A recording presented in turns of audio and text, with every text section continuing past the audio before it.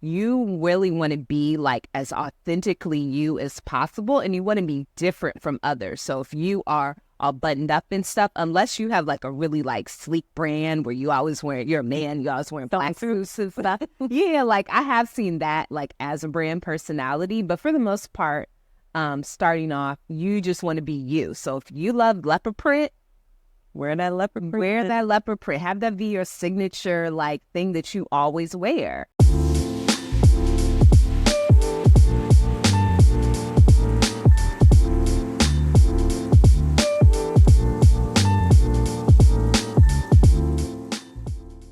What's up, y'all? I'm Lauren, And I'm Adrienne. and this is the Two Mic, Two Glasses podcast. We're two best friends discuss business ownership and life.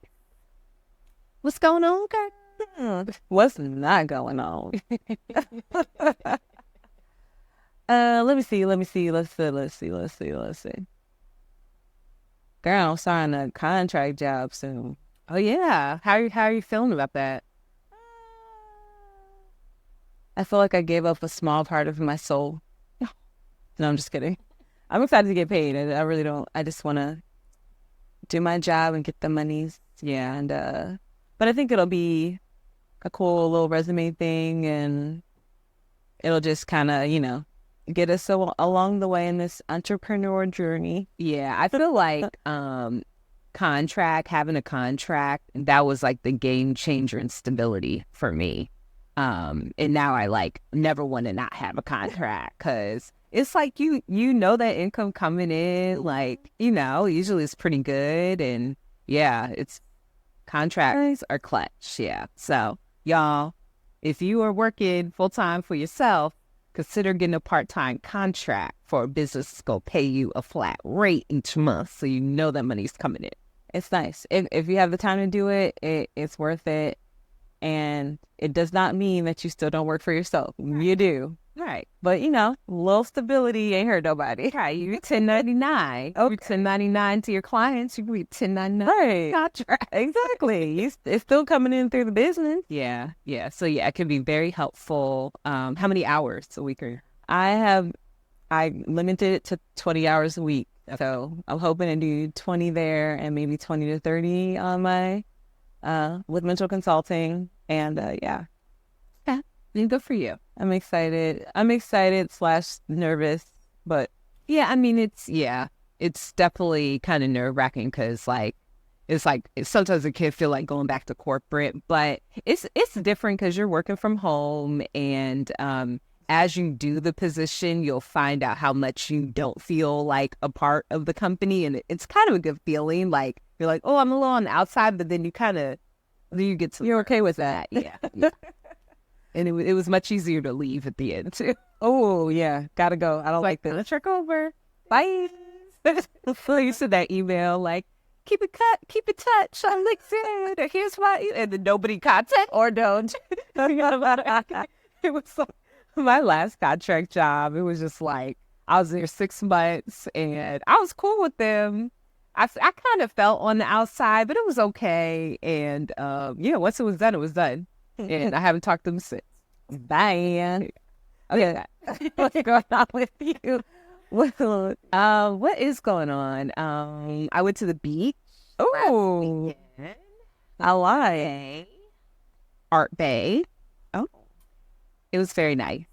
It was very nice. It's the weather was like perfect, and I love the water, so it was just so good to get the near. beach. Just kind of, I don't know, purifies, resets. It does. It's like really relaxing, hearing the waves and stuff, and It's healing. Salt water is healing, it right? is. It is. I need like a beach house, or I don't know. I just need to go to the beach more frequently. Beach house sounds nice. Yeah. Should we go in on that? Like, what if we bought a beach house and then you rented it out, but it's like a business thing, but then we can go whenever we want it? We could. And all the food there would be a business expense. Sure. It's at the spot. Try and buy a vacation home. Well, I was thinking like maybe we can have like multiple ones. So we could have like each family could own one, and then we can like rent it out, or we can decide to all go, or You can rinse it out to your Oh, a different location. yeah, like kind of mix it up, and then you wouldn't have to deal with like Everything like by trying yourself. to like trying to divvy out like property, like, oh, I own 33% of this and you do too, and our other friend does too. Like, you don't have to worry about it because your family that's owning it. Oh, so you ain't trying to go in them? You just said I should do it with my own family. I think that You see how she did that? no, I'm saying like executed the same way, but not buy it together. Yeah, that's Mm-hmm. You just said diversify. I'm You just just said no. up your retirement, your assets. Enough. They were that I'm tangent. I'm real quick, but that reminded me of like when I was in college. I went to a timeshare with my friends. It was 4 of us. So I forgot where we were, and they were like, "Oh, you should buy this timeshare." We're like, "We ain't got nobody." And they're like, "Oh, you could go for like divide it 4." And we're like, "What we gonna do with like a 1-bedroom divided 4 ways by like some college students?" Right. Bitch, You get the same amount of points, so you really could have like one stay. it was So you not use it every 4 years. I'm sure they could convince somebody before, but that was not a good business deal. And I'm glad that we did not go in on that. No. Okay, so what are we drinking today? We are drinking Ooh. The Prisoner Yes. 2021 California red wine, and Yep. it is so good. This is one of my favorites. So How much do you typically pay for a bottle? of a prisoner? I would say $45 to $50. You're drinking classy. Okay, so this is like put your treat, pinky in. yeah, treat yourself. Well, I mean, cheers. Look. There you go. Cheers. And delish. Delish. It's so good. So today we are talking about They not like us. They not like us. the NC Crip Walk. Yes. So they, as in other entrepreneurs, Hey. are not like y'all because you have a strong brand identity. Okay. And they not like us. They not Yes. like us. So today we're talking about developing a strong brand identity. So let's dive right in. Okay. And Lauren, please tell us what the definition of a brand or brand identity is. I was prepared before.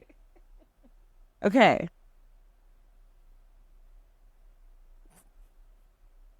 Turned off my Wi-Fi because I kept getting text messages. Okay. Okay. A brand identity is a set of tools or elements used by a company to create a brand image. Would you like to know what a brand image is? Yes. A brand image is a customer's perception of the brand, consisting of various associations related to it and memories about interacting with it. Okay. So say the first part again. A brand identity is a set of tools or elements used by a company to create an image. Okay. All right. So an image. So basically, in layman's term, a brand identity is basically different elements that you have that are part of your brand. So a brand is like your logo, your color scheme, the fonts that you use, your brand voice. So like the personality or the tone of your messaging, and photos that you use, like different aesthetics. So all of that makes up a brand. But the biggest part of a brand identity is that it represents, who you are. And it's consistent. And that's the most important part, probably. It's consistent. Yeah. Like, when someone's not following a brand well or doesn't have a brand when their stuff is all over the place. So like when you're on Instagram and you're like, these are all these different colors, all these different fonts, like their stuff is all over the place. So how do I then figure out my brand identity? So if you're not working with a professional, so if you're trying to like just do your brand identity yourself, one, you can buy my course. Hey. Brand Launch and Convert, where you can create your own brand style guide, and I walk you through that. But you can go to Canva and create a brand style guide. So brand style guide is basically a document. Usually it's like in PDF format that has your brand standards. So if you start at canva.com, you can go there and you can type in logo and you can start with creating your logo. Okay. And then the specific components of brand identity, like if I'm building that, what are the key things I need to make sure I have in place, like to create that? Well, this is kind of like not necessarily like a written thing or like a set in handable thing. It's more like something you should know. You should know who your target audience is because you want to make sure that your brand is going to appeal to them. So know who you're serving. That's very important. So like, for example, I am been working with a lot of like med spas, massage parlors, facials, laser hair studios. So I know that like that's my target audience. And I don't want to come up with a brand that's going to be super hard and masculine because it's not going to appeal to that audience. Yeah, that type of business is kind of like a feminine, like that's a kind of feminine business idea. So yeah, a more feminine or softer, more beautiful aesthetic is going to appeal more than like harder, concrete, whatever. Like, Construction. Yeah, construction. Like a construction brand is going to be completely different than a spas brand, So yeah. So basically start with your customer. So Yeah. to even start creating your brand Your adequately. may not have a customer. You have a customer. But the research you do to have a brand that would work well to reach the people you want to reach, you first have to figure out who you want to reach and their personality and really work that out first. Yeah. So that's actually good information. Yeah, definitely figure out who you want to work with. And then once you figure that out, you can, if you don't have a logo yet, you can start with the creation of your logo. So in your logo, again, you're thinking about the audience. So like, let me think of some of my clients that have done some interesting things. I'm going to go back to the spa thing. So I have a client and she is a masseuse and she has her own, massage salon. And her business is called Oasis by Daily or Daily Massage. Shout out, Stephanie. Hey. Best masseuse in Silver Spring. I'm going to get her a number. I need a masseuse. Very good. Very good. So her brand is like, it's a very soft, it's flowy. She's like a very holistic type of personality and health. So her brand is like, her logo is very soft and flowy and it embodies like nature.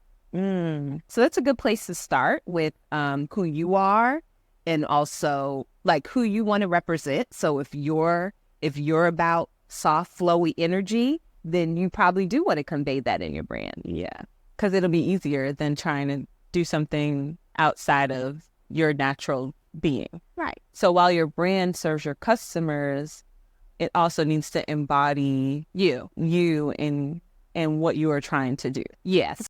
I'm sure you're enjoying this episode, but we wanted to quickly pop in to let you know about the cool swag we're wearing today.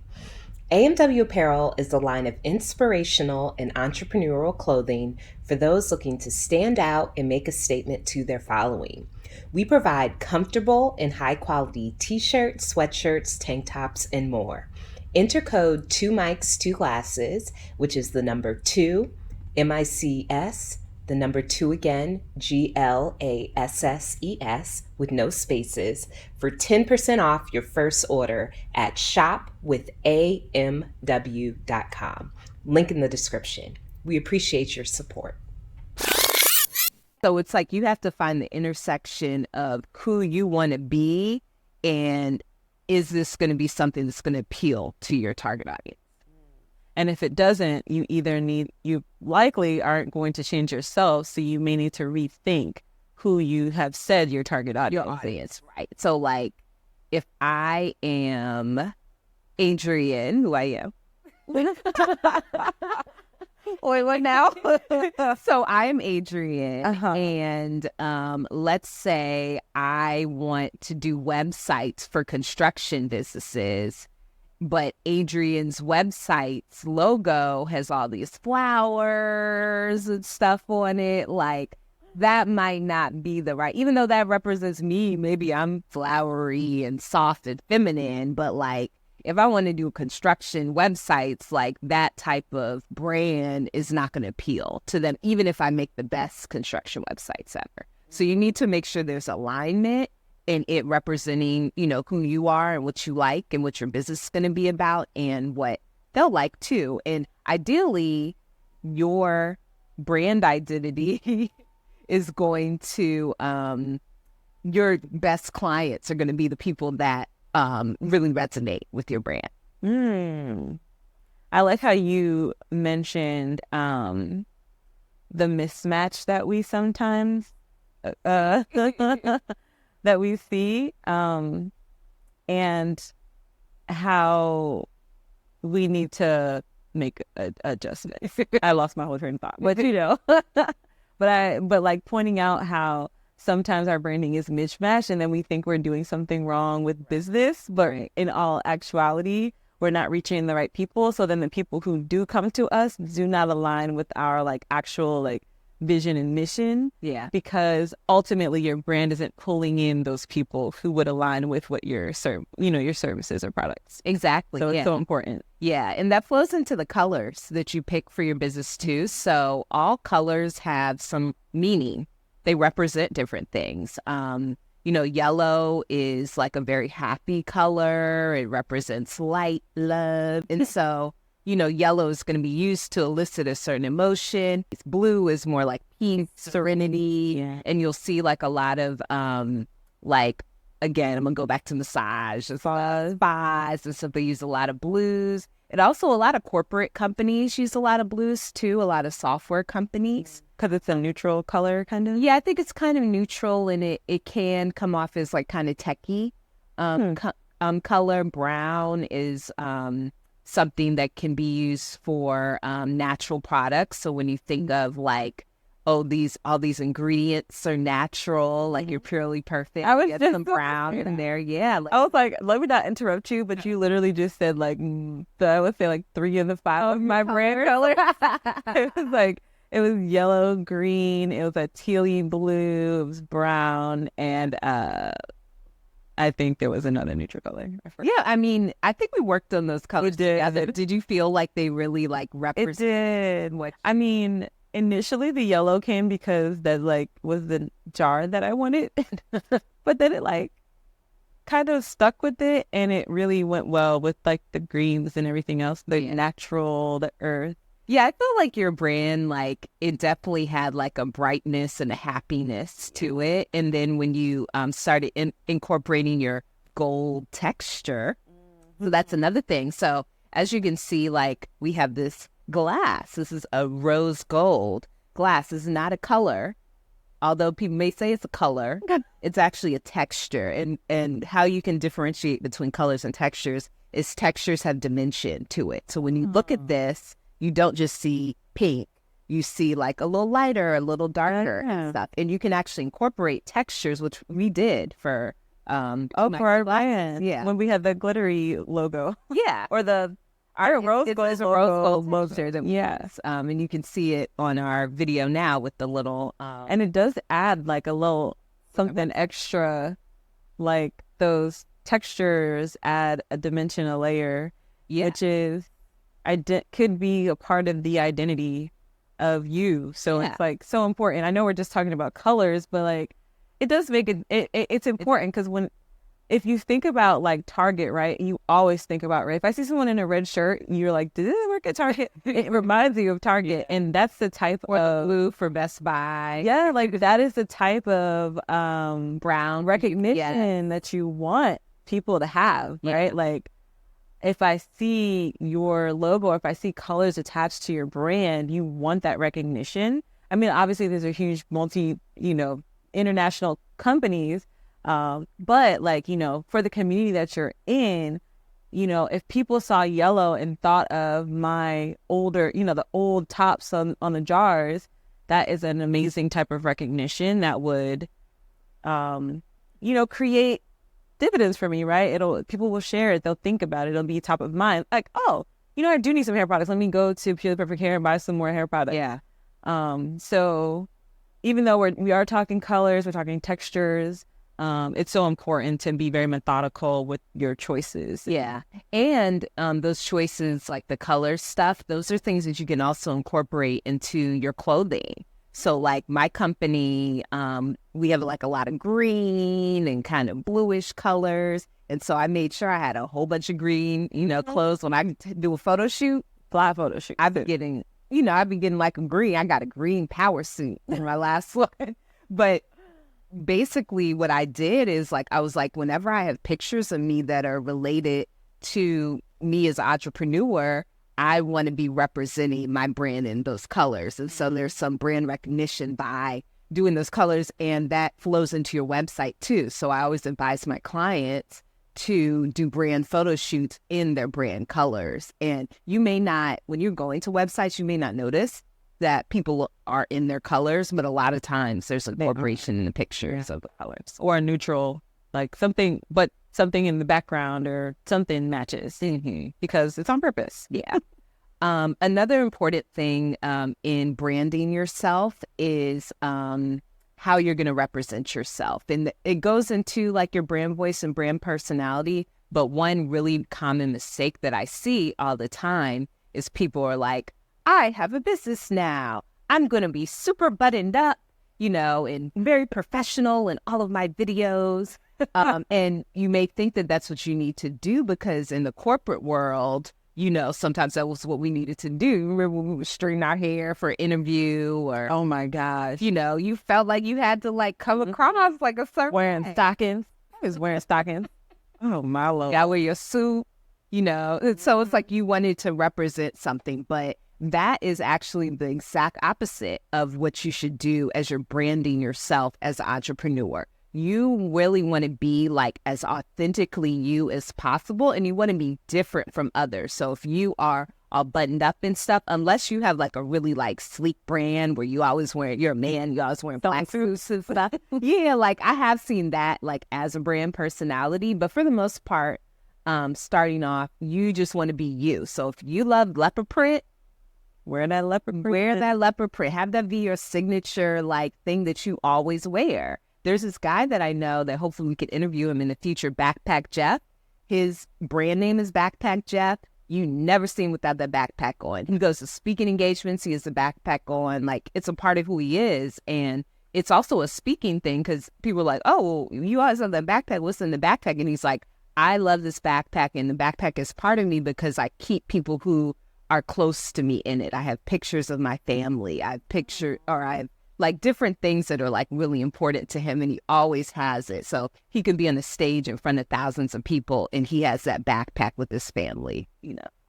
So that was, I know it's like that's a really like, Now I want to know who Backpack Jeff is. right, he's branded well. Definitely check him out. That is some good branding. Yeah. So be yourself. Like, be yourself. Have that be a part of your brand. Be unapologetically you. Put your personality. You may even want to be an even bigger version of yourself since it's like online if you're talking about posts on Instagram and stuff. But don't be afraid to be yourself. And if you corny, be corny. Listen. Corny works for people. I've seen a lot. Yeah. Oh, first of all, dad jokes are not that corny. Dad jokes are amazing. Okay. I think Kev on Stage made a brand, not on being corny per se. He is funny, but he is slightly cornier.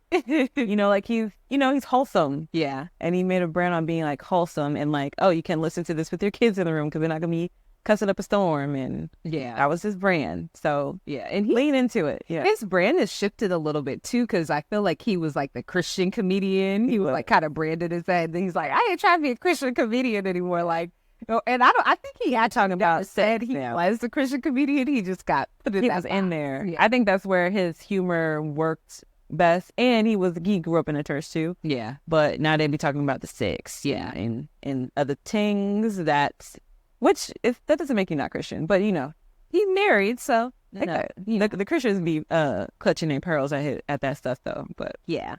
So those are the basic components of a brand. And I'm just going to say it one more time, just so you know. So a brand usually is consistent of your logo, your color scheme, the fonts that you're using. So making sure that you're being consistent with the different fonts you're using in your text and your graphics and your marketing materials on your website.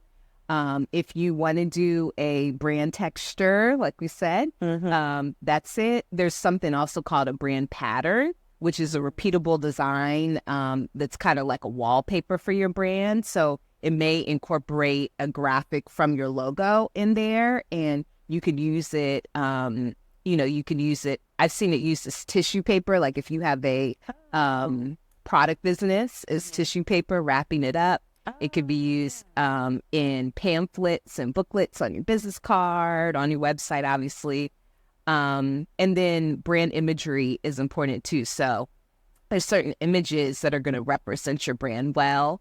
And there may even be maybe a certain filter that you always put on it and stuff. So those are the main components of it. And then just kind of going a little bit farther with it. So we talked about your brand voice, brand personality, your mission and vision statement, who's your target audience. So just kind of think about all those things and make sure it is cohesive, flowing, and you represent that out there with your unique personality and your individual brand identity. Good job. Yes, I love that. So what are we toasting to today? Well, I love the just being unapologetically you. I feel like, that's something I struggled with for so long, and finally I'm like, I'll just be me. See what happened. And so if that's something you struggle with too, especially in developing your brand identity, this is your time to be you. Be you. Unapologetic. Cheers. Be much. Clink, clink, clink, clink.